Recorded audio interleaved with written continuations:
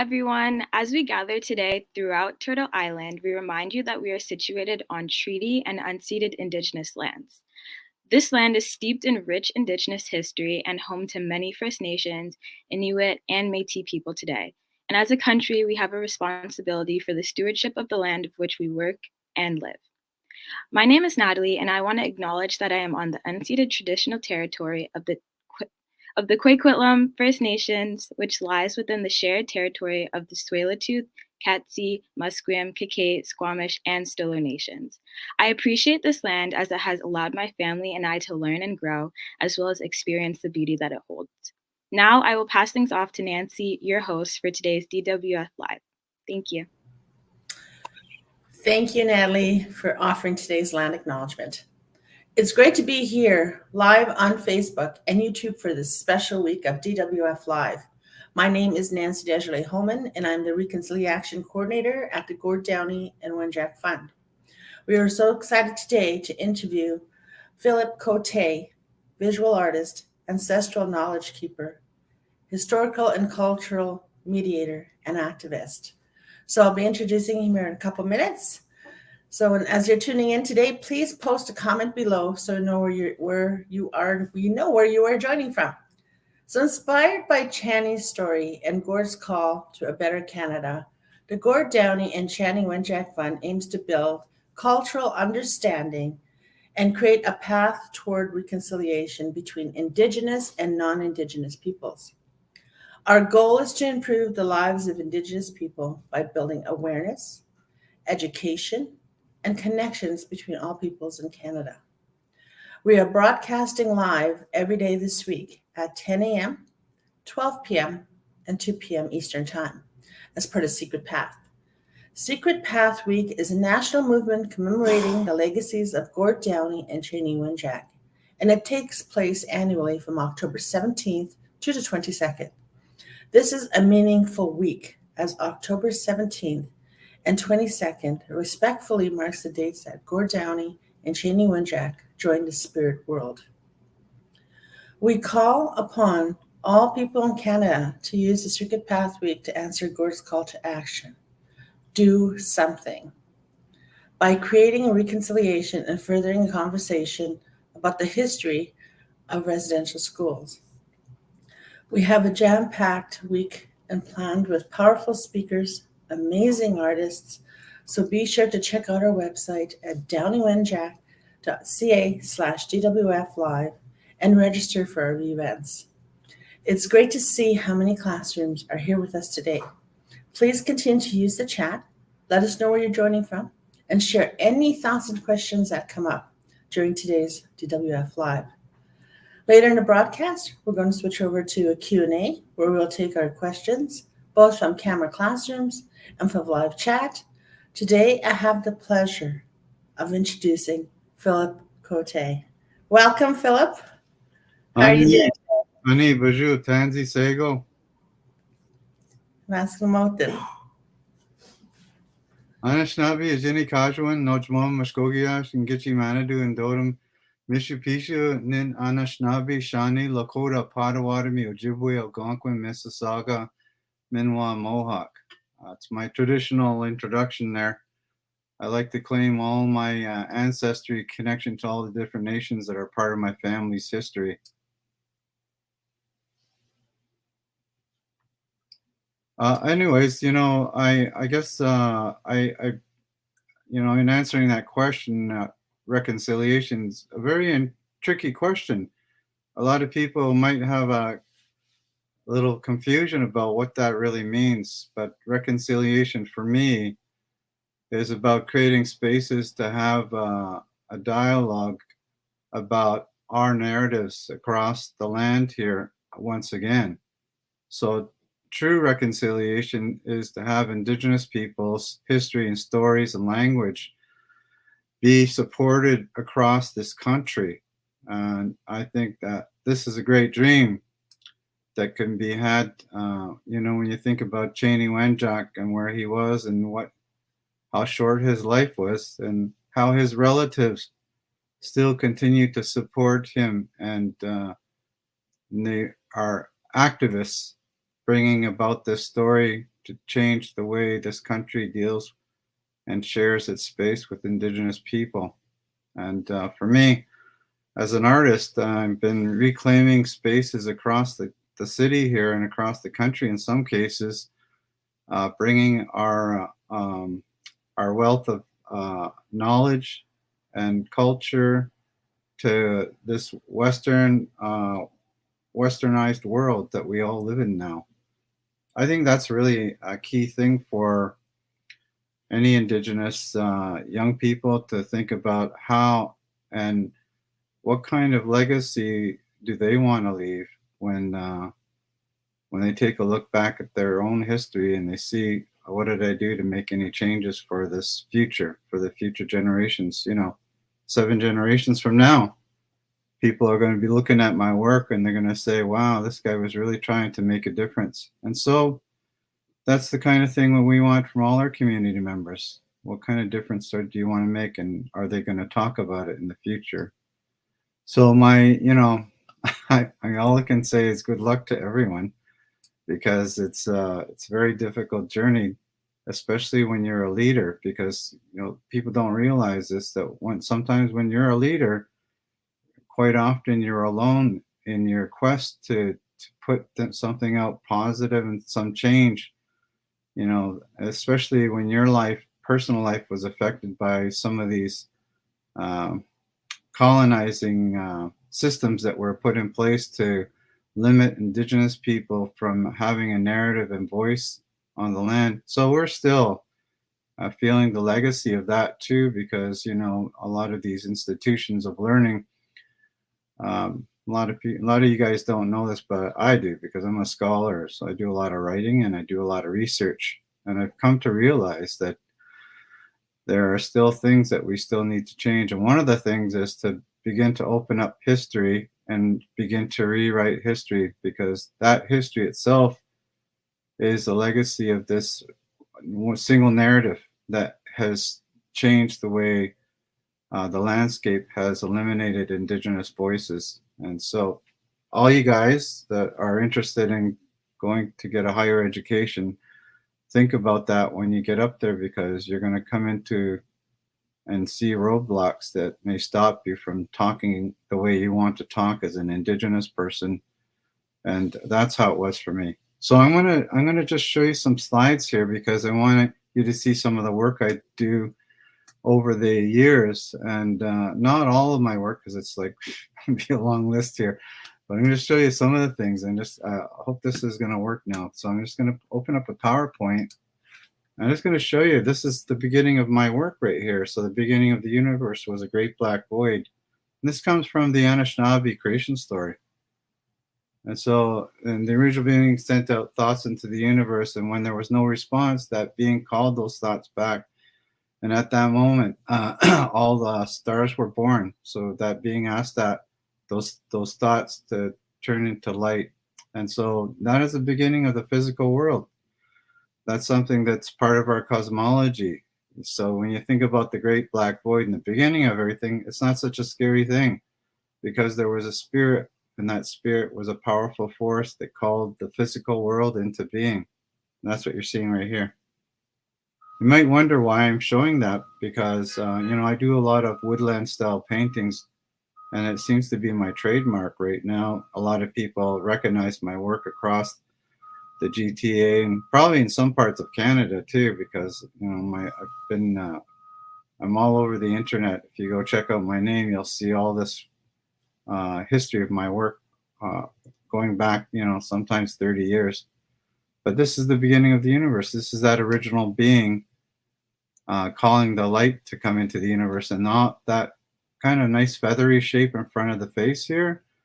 That is a map of the way the universe looks according to mathematicians. This is the way they say all the stars are formed across the whole universe. Isn't that incredible? I just want to share. This is the original man arriving to the land and taking that first footsteps across the land, beginning our language by naming everything, and all the animals come, and that land-based pedagogy. That's what this is representing. That kind of woodland style kind of ideology that Indigenous people are famous for. And it's very much deeper than that, you guys. And we don't have time to get into all that here. I wish we did, because I would love to give you all a lesson about all that, because it's so vital and so important, because it's going to change the world. I know we can't see it yet now, but our culture and ideology and our philosophy is going to melt into this Western way, and it's going to begin to change everything for all of us. You'll see one day. So this is a beginning of humanity here. It's the first man and woman. And they're being protected by a Thunderbird. And of course, this is woodland style. So you remember the beginning of the universe, how everything was black? Well, the black line on this woodland style painting is the representation of the beginning of the universe. So when you look at Morris's work and you see that black line on everything, that's what he's talking about. He's talking of, and you know what?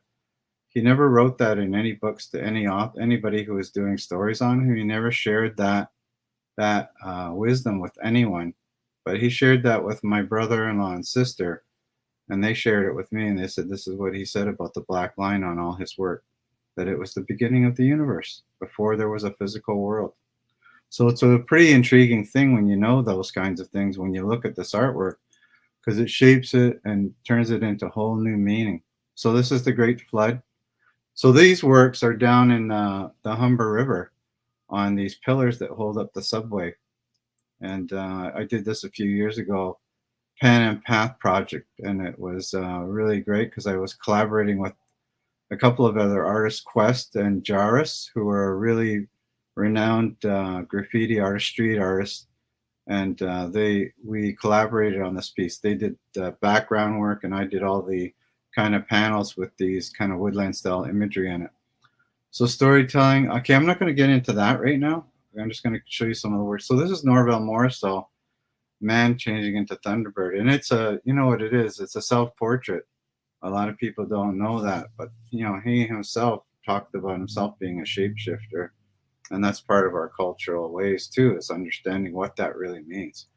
So I really understand this, and it's pretty spooky, so I won't talk about that too much. Maybe with the older crowd I will share stories like that, but you guys, you just need to know that these stories, they come from somewhere, and these stories have a beginning in the physical world. And I like to think that this work of his is telling us that he was able to do this shape shifting, and it's very interesting stuff, because there's a lot of history and culture on these paintings here, because there was hairstyles that were worn in the past that our elders used to wear, and they no longer wear them anymore. If you look at the third one from the right there, you can see his hair is tied up on top of his head. That is the traditional way our medicine people used to wear their hair. And I was told by elders that they wore that hair in the front of their head like that because it represents this idea that they are sacred themselves, and that they need to remind themselves that we are all sacred. So that reminder, when you're walking and having your regular life, maybe some things are good and sometimes it's bad, but you must remember that you're part of the sacred creation that's unfolding still. You're part of this thing. So that's the message, you know. That's the message I got from this piece. And it's pretty interesting. So the core of some of these things can be seen right here in this pictograph that was on a birch bark scroll. And it's our whole story from the beginning to the end. So the beginning starts with those little guys sitting in the circle there and going along that pathway, and then down and around the bend. So those boxes are the arrival of the Europeans. And we're at the end of those boxes. Our elders are saying, the ones that I spoke with, they said, we're at the end, we're going to start making our new history. That's why there's nothing on that pathway between the boxes and that circle with the dot in the center. That circle with the dot in the center is the symbol of our creator. So there's nothing in between our new history and the creator. That's what it's saying right there. But this is a big, long story. And it's so fascinating. I would love to tell you guys all about this, but we're not going to have time to do that. I know I only got a certain amount of time to speak here, so I'm trying to keep everything kind of fitted into this conversation so you guys can hear some of the stuff that I talk about. But basically what this thing is, this is your identity. put on one symbol, image. This is the whole identity of the Anishinaabe Ojibway Algonquin people. Is right here, telling our whole story about how, why we got here, who we are, what we believe in, how we live, how what our understanding of the universe is. It's all in that image. It's an incredible piece. I'm inspired by that piece. When I look at that piece, I'm inspired to learn more about myself, who I am as an Indigenous person. So you can see this is one of my big murals in downtown Toronto. This is called The Original Family, and it's on Center Court Condos. It's in the back. It's facing south, and that's the painting. You can't tell here, but that painting is 37 feet tall, like from bottom of the frame to top of frame, and then across it's 120 feet across. It's an amazing image to see when you're driving through this metropolitan city, and all of a sudden you see this image here, and you know it's Indigenous. Everybody knows it's Indigenous as soon as they look at it. So it's the original man and woman. It's about that story. It's about our naming ceremony. It's about our cosmology. It's about, all the different forces and powers that are described by our medicine wheel, because the medicine wheel keeper is that otter right there by the woman. You can see the otter. That is the keeper of our medicine wheel teachings. And so that's why that otter is in this painting. Most people might not figure that out when they look at this, but the Indigenous people will, that understand their culture. They'll know right away what it means. So I just wanted to show you some of my big works that I'm really proud of. And we did this in December, and we had this all scaffolding, and we had heaters running in the bottom to keep us warm and while it was freezing out. And it's there, it's going to last a long time. I put a UV coating on top of it so that the sun will never be able to touch it while it's up there. So these are just some of the little details that you have to know if you're going to be an artist. You have to know all these things, like how to look after your artwork, how to make it last as long as it can. And how is this connected to any artwork that I do? Well, it is, because this is a very ancient system that was used by our ancestors, and to monitor the sky and the stars. And we have star knowledge that's part of our culture. And it's part of my works. I put a lot of star knowledge into my works here. And I just wanted to kind of show you the birthplace of some of that technology that Indigenous people, and it's 5,000 years old, guys. Imagine that. So even in Toronto, there's a medicine wheel that's in Hyde Park that's like this one, not as big as this one, but it was there nonetheless. There was a medicine wheel, and they were charting the stars, looking for ways to stay in control of time and knowing when to harvest and when to plant crops and when to go hunting and things like that. That's what this was used for. It's very brilliant. So that one that's in Hyde Park is 5,000 years old as well. So this is just some of the knowledge and understanding I get, because, I do a lot of research when I do my paintings, and I try to add as much stuff in there as I can to enlighten people and change that narrative about how primitive and uneducated Indigenous people were, when in fact it's not true at all. Indigenous people were so brilliant before the arrival of the Europeans, and we still are. We just have lost connections to all that brilliance. But I'm one of those guys. I want to bring it all back. So there's some of the knowledge, the medicine wheel teachings that otter brought. I wanted to put, this is my medicine wheel here. It's mine because you can tell, look at, so yellow, white, black, and red. So the medicine wheel that's on this territory is yellow, red, black, and white. So these two are switched, but this is my medicine wheel given to me by an elder, and he said, this is the way you're going to teach. So I'm using my medicine wheel to teach people now. And that's what you're looking at here. So maybe we'll have to come back some other time where I can tell you all the details about these kinds of things. But I'm just kind of going through this thing, trying to get as much information to you so you can understand exactly what my works really mean. Even this diagram here is a brilliant diagram because it shows us in the present in this kind of depression on the land. And you can see where our ancestors are, and they can see the future. So, there's two ways that we can deal with this it's a problem that needs to be solved. We can climb up and go into the future, but we won't see what our ancestors saw if we do that. So the only way for us Indigenous people to really go back and understand who we are, we have to go back and see what our ancestors were doing in order to see where we need to go. That's the real solution right there. So that's us getting back in connection with our language, getting in connection with our history, getting in connection with philosophy that's part of all that. And being able to do that means sometimes that we have to participate in our culture. So pipe ceremonies, sun dances, vision quests, naming ceremonies, ceremonies for the dead, all kinds of these things are all part of our identity. And when we go back, that's what I mean. Going back to the ancestors is about going back to those places so we can awaken this thing called blood memory and remember who we really are. So this is one of my works. I'm going there this morning right after this because I'm going to do an interview today with a filmmaker and they want to talk to me about my work today. So I'm going to talk about this piece here. So this is this is the same as that medicine wheel that you saw on the ground back there. And this is the 13 moon calendar. And on the turtle's back are 13 spaces. And then the segments around the outer edge are 28, representing the 28 days of each of one of those moons. So 13 times 28 is 364 days a year. That's the true calendar, folks. Not 365 days a year. It's 364 days a year. And those are all the different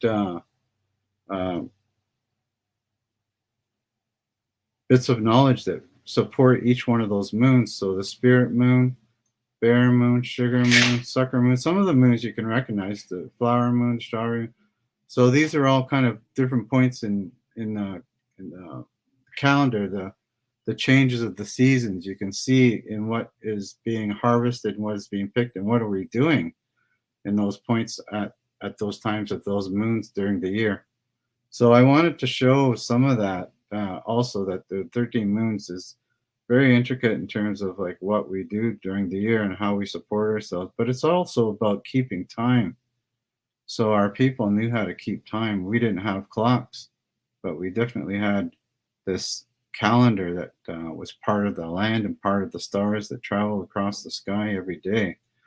So I added the circle in there in recognition of those early medicine wheels made from rocks, just as a reminder that these are they're linked together. That 13 moon calendar is directly linked to the turtle and those segments on the turtle's back. And I love doing this piece. A lot of people in my co-op, because I did it at my co-op, so I quite often had local artists from my co-op coming in to check it out, and they loved this piece. They said, wow, this is incredible looking. So I was proud of this piece before it even left the studio. So I am still proud of this piece, and I love it the way it looks. It looks so dynamic looking. And I had a lot of good compliments from real good people I consider great artists. They love this work too. And even though it's so different from, that realism, there's a lot of power in this work. And I think that's what I'm trying to get out there. This work needs to have a powerful impact on people so they'll want to understand what they're looking at and be educated by the amount of information on here. So the 7 grandfathers' teachings: truth, bravery, respect, love, wisdom, honesty, humility, and the colors that represent those are part of this too. And it's just something I wanted you to think about before we go into the next ones, because you're going to see something interesting here. So this is one I did for the Red Door Shelter, and this is those 7 grandfathers in those animal forms, and those colors represented near them. You can see the beaver, you can see the turtle, the bear, and the buffalo, and it goes right around inside. But this shelter, they commissioned me to do work, and they wanted to have something done that represents the local people, and they chose the Indigenous people to be the representatives. And so I became the ambassador to the Indigenous people of our territory here by painting our cultural icons on the front of this entranceway to the shelter. For a lot of people that are new to our country, they're going to get a chance to see who the Indigenous people are first by looking at the work here. So just a side view of the turtle there. You can see how clean and neat it looks. Well, I had a whole team. There was eight painters at some point painting on this, getting everything done by a certain time. So sometimes I have deadlines and I have to paint quicker. So I hire people to help me paint my work. And it's a pretty simple process, you know. I do all the designs and then I project the designs onto the wall and then we start painting. That's exactly how it's done. Some more detail shots here. It's simple and powerful. People get it. You know, there's a lot of love in this work. And there's a lot of love in our culture. And I think that's what I'm really interested in sharing is that love that we have for life and nature are part of our culture. So this is work I did for Suncore Energy. It's a big mural. I think this mural was about 37 feet long, 9 feet high. It took me about a month to paint this thing. It was because it was so big, and I only had 2 painters. So myself and my assistant were working on this for 2 months or a month and a half, almost, getting the prep work done, doing all the background drawings, doing all the intricate painting that you can see it under the ground there and above. And it's talking about those Indigenous people and how they had a different vision of the world. And that vision, in this case, includes this, you know, this mixing of these 2 cultures. And it's interesting that I'm showing their culture, the Western culture, is all in black, like that black energy that the beginning, the original force talks about, how there was light and dark in the universe, and how that force is dark. That's going to change all that, because we're coming into this new time called the 8th fire. We are in the 8th fire right now, but a lot of people are not really aware about what it all means. But the 8th fire, they say, is the time of the spirit. And so if it's the time of the spirit, then it's the time of that beginning to use your other brain. And your other brain is right in the center of your chest. That's the brain we're going to use now in this time of the spirit, because we have to use that first before we use the brain on the top, because the brain on the top can sometimes misread things and misunderstand things, and it doesn't have a heart. That's why we have to start using our heart to make our decisions now in the future, and that's what's going to happen. So this is something, so you can see that's the calendar, and I used it to create a description of my history and where I was going to go into the future. And this was an exercise I did while I was getting my master's degree at Cote University. And my teacher loved this. He thought this was incredible that I was using this map. He had no idea about this map, but he was totally interested in this. He was like a specialist in objects. That's what my teacher was a master of. So he loved this piece. And I did too. I'm mesmerized by this piece when I first saw it in a book called Reading Rock Art. And it inspired me. I said, wow, I don't know what this is. And on the description on the book was wrong, of course, but the thing I was looking at, I thought was an incredible. And I actually thought it looked like a drawing of a spaceship, like flying through the space at an incredible speed. But that's me, you know. I'm an artist and I have a great imagination, and that's what I imagine. So later on, I meet an elder named Leon Secatero, and he says basically that this is about you traveling through the universe at a great speed, 17,000 miles an hour.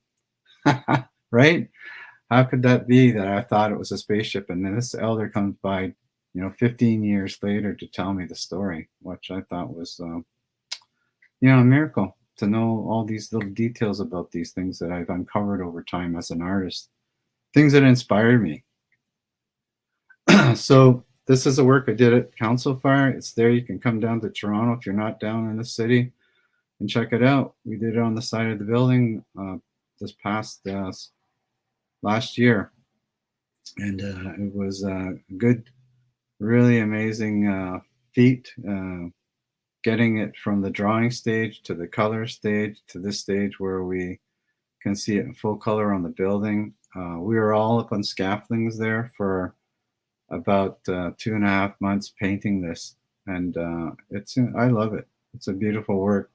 It really speaks about our culture, and it speaks about the amazing qualities and things that we hold dear to ourselves, and how we are connected to the animals and the land, and how we are inspired by them to live a good life. There's some of my work that was so popular that it ended up on the side of buses in here, and they're all over the subways. This work is all over the subways here in Toronto right now. It's going to be up for the year, so people will be able to see some of this work if they get lucky enough, and they'll see it on buses, or they'll see it down in the subway system. But I'm really proud of this painting. It's taken me to so many places since it was installed on that building. This is the one I did for Shawnee Wanjak. This one's called the Ojibway Dreamer, and it's quite big. I'd say this is about maybe 12 and a half feet long. It's about 6 feet high, maybe 7 feet high, and it's acrylic on canvas. There's 3 panels here, and it's showing some of that work that I talked about earlier about the star knowledge. So you can see that that is the fissure on the above there in the corner on the blue, and below is the loom. And those are 2 star systems, the Big Dipper and the Little Dipper. And the good thing about the Little Dipper, though, is that in the Little Dipper, like the Big Dipper's 2 stars point directly to the star that's considered the North Star. And that's the star you can look for if you ever get lost up north and you can't figure out where you are, which direction you are in. And if you can find that, you'll know where the north is, and you'll be able to figure out where west and east is. And I put that on there because I wanted them to know that this is something that Cheney would have learned about had he known more about his culture. And maybe he would have figured out how to get home if he knew that information there. So I put that on there for him, so he'd always be able to find his way home. On the other end is a thunderbird kind of protecting him on his journey. And the big bear there is our symbol of our medicine people and our people that protect our land. And so I put that bear there to kind of as a wish or a thought that Cheney is in a good spot, with the ancestors sharing this wisdom. He sees everything now. And maybe he's even part of all the changes that are happening across the country now, because his life became really important when Gord Downey recognized how important his life was. And Gord was already unwell at that point, and he became inspired to do something about what happened to Cheney. And it was like a swan song, for Gord, who was this brilliant musician, artist, to think about one of our community members and putting him forth. So, make which. This is work I did for one of the local schools. They wanted something on the 7 grandfathers teaching, so I did the 7 grandfathers in those animal formations, just to give them an idea about these important things that are part of our culture and part of our ways, understanding those words, like truth, love, respect, bravery, wisdom, honesty, humility. Those are the 7 virtues or attributes that we should learn to live by. And that's the key right there. So if you can learn to live by these words, not just say them, but live them, what do they really mean? You're gonna get somewhere in life. You're gonna find yourself in a good place in some point in life, and you're gonna realize that those words were the things that could help you get and achieve your goals and make you successful in life. So that's it, folks. I don't know if there's any questions. I felt beautiful, beautiful work. Seriously, every piece that you showed here today, every piece that I looked at, you tell such a beautiful story. So unique. It's just beautiful. And I am in Toronto. I may just have to go take a ride somewhere and see one of your paintings for myself up front. But they're just beautiful. So we're going to go to some questions. I'm going to go to a classroom, room 7, Warren Park. Do you guys have any questions for Phil today? Hi there. Ani. Phil, so happy to see you again. We love your art. We've got a couple classrooms here, and Warren Park is very close to the first piece you showed. And when that first slide came up, the students, like, you should have seen their faces light up. They're like, we know where that is. And I'm fortunate enough to have met you. You came to Garden Avenue and did the 7 murals at Garden Avenue. Yes. And I live near Roncesvalles, and you did that amazing piece on the side wall. So we are big admirers of you, and we just want to say thank you so much for sharing your knowledge and teaching us today. And we're honored to be here participating with you. Well, Miigwech, thanks for being out there and watching this presentation. I understand it's at a few schools, and so I'm always happy to share knowledge with all the young people. So you guys have a great year. Thank you. Miigwech. Thank you. That was great. Those kids just love it, everything. All right, so we have a couple more questions here. Where can we see more of your work? Well, you can see a lot of my work online, of course, but you can see my work anywhere in Toronto. You can go to Jarvis and Dundas. You can go to Dundas and Parliament. You can go to Spadina and DuPont. You can go to the Humber River down under the Old Mill subway station. You'll find all those murals down there. You can go to there's so many schools that have my work in them. You know, check out the TDSB, get them to find out where all my works are and go visit them in the school. Find out if there's a way you can go in and visit the work, because I have probably at least 30 murals in the schools across the GTA. Like the one I showed you at the end there. The schools commission me to do work. I do the work and I get the teaching so that they have something that they can hold on to, and the schools can say it's theirs. And I do them on panels. They're all done like in custom kind of work like that, because I want the work to value over time. I don't want it to, if you put it on a wall, like my thinking is that what happens is it begins to devalue right away, because you can never take it off that wall again. Mm-hmm. Where if you put it on the panels, you're protecting the work and it's going to go on and on. It's going to live on probably past the TDSB even, because, you know, things are changing so rapidly. Who knows how the school system will be in the future, but the work will be there. Thank you, Phil. Next question. Actually, we're going to go to Nation View School. Hello. Hey, hi, you guys. Hi. Hey. When did you start making your artwork? I started making artwork when I was in your grade level. I started back then. I was drawing pictures and doing paintings and building sculptures back there in grade 4, 5, and 6. Yes, I was doing it back then. My teachers I was driving them all crazy because they had drawings on everything. All my books and all my pieces of paper, my homework had drawings on it. I was doing it all the time. I don't know. I was like in a trance. I had to draw. So that's what I did.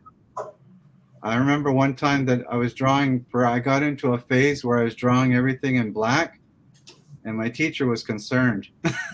So they called my parents, and they said, "Why is Phil drawing everything black? We're worried about him. He keeps drawing all his pictures in black." You know what the teacher didn't know is that on the Sunday morning when it all started, my dad was reading a newspaper, and in the newspaper was a picture of Norval Morrisseau and his works, and I was inspired. I said, "Who is that, Dad?" My dad said, "He's one of us." So Norval Morrisseau is one of the most famous Indigenous artists probably in the world. I think he's more well known than any other Indigenous artist. Anyway, so I was inspired by his work, and I saw that there was a black line around everything, so I started drawing in black when I was a little kid. Very cool. I think some of us can relate to that. Okay, good. I have a couple more if that's okay. Oh yeah, sure, go right ahead. When did you start getting recognized for your art? When did I start getting what? Recognized for your art. Probably maybe in 98 I started getting recognized for my work, and my work wasn't even this kind of work. I didn't start doing this woodland style painting until in 2003. I was working at a youth shelter for Indigenous youth, and I was the programmer, the cultural programmer. So I had to try and find something that would connect those youth to their culture. And so I thought, well, why don't we start doing woodland style painting so these youth could get an idea about where our culture is coming from and be proud of who they are. Because, you know, these young people that were in these shelters that were Indigenous, they weren't connected to their culture. And so I, as an artist, thought, let's start doing this woodland style painting. So around 2003, 4, 5 was the beginning of my working as an artist like this woodland style, and it started taking off, and a lot of people began to recognize that work, and still I'm doing it today. You know, today my work is so finished looking, and when you look at my work you can see that it's a master painter's work. Thank you. Thank you. Miigwech. One more, sorry. Yeah, no problem. What is your biggest piece of art? The biggest piece of art is probably the one you saw on the big wall. It's 37 feet tall and 120 feet across. That's the biggest work, but I'm going to be working on another one for Mohawk College really soon, and it's on panels, 24 panels. They're 3 feet wide and 10 feet high, all stuck together. So it's the story of the land. So I'm going to be doing a big depiction on the history of the land, and I've included the on Ojibway, Anishinaabe, Wendat, and Haudenosaunee people are all going to be depicted on this huge mural. It's very exciting because I put some things on there that are going to make everyone think about whose land they're on, and it's going to be an incredible encounter because a lot of people, even you guys are settlers on this land, but even you guys are going to want to know the story because, you know, that's what you guys are part of the eighth fire. That means that you guys are the new people that are part of this new world that's going to open up. And that's why this story that I'm sharing with you, I don't know what's going to happen, but maybe some seeds will get planted, you know, talking about this work and being inspired for you guys as well. And I think you guys may be part of the solution to changing everything and making the world a better place. So miigwech. Yeah, thank you. Thank you so much. You're welcome. Take care, everyone. Bye-bye, guys. Take care. Thank you, Phil. I have one more question Okay. from Natalie. Your pieces hold so much meaning. What impact do you hope your work have on individuals when they see them? Well, I guess the main thing is that I hope they'll ask questions about what they're looking at. And because I know a lot of people are curious about the work, and of course, a lot of people are mesmerized. They love it. They say, this is great. You know, it's about time our city has these beautiful works to line the buildings with. And they love it that it's an Indigenous story. So being curious about our stories is being curious about us. It's being curious about our narrative. That's all I can hope for, that my work will help people to ask the question, like, who are these people? We want to know more. Mm-hmm. That's great. Well, Phil, thank you so much for being on our program today. You're an amazing artist, beautiful, unique work. And like I said earlier, just looking at your pieces and the stories you tell, and it just, you know, touches my heart right here. Moten, thank you for being with us here today. That's wonderful. Miigwech, thank you. You too. You have a great day too. You too. It's great to be here. You too. I'd like to thank our Youth Ambassador, Natalie, for the land acknowledgement, and the classroom for joining DWF Live today. As I mentioned before, we are broadcasting live every day this week, 10 a.m., 12 p.m., and 2 p.m. Eastern Time. As part of Secret Path Week, learn more about Secret Path Week and on our Downey Live sessions by visiting our website at www.downeywenjack.ca/DWF live. We also have a short survey that will be dropped in the chat now. Please let us know what you thought of today's program and what you'd like to see for future DWF live events. This afternoon, we're going to be going live with Rhonda Head at 12 p.m. and Courtney Montour at 2 p.m. So be sure to tune in on Facebook or YouTube for that broadcast. If you enjoyed this broadcast as much as I did, please feel free to share it with your family, your friends, or even host a watch party with them. Thank you again, Phil, and everybody. Thanks for your comments, and have a wonderful day, everybody. Make it. Bye-bye.